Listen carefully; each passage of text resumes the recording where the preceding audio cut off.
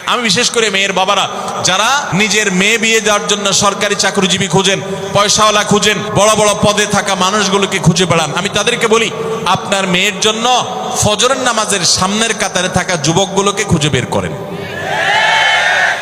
এই যে যুবকরা চিৎকার করছে সবাই ফজর নামাজ পড়েন, আল্লাহ সব যুবককে ফজর নামাজ জামাতের সাথে পড়ার তৌফিক দান করুন।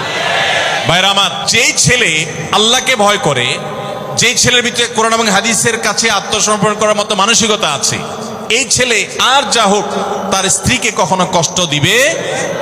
যেই মেয়ে কোরআন হাদিসের কাছে নিজেকে সমর্পণ করেছে, কোরআন হাদিস যেহেতু স্বামীকে শ্রদ্ধা করতে বলে, এই মেয়ে কখনো স্বামীর প্রতি অশ্রদ্ধা করবে না।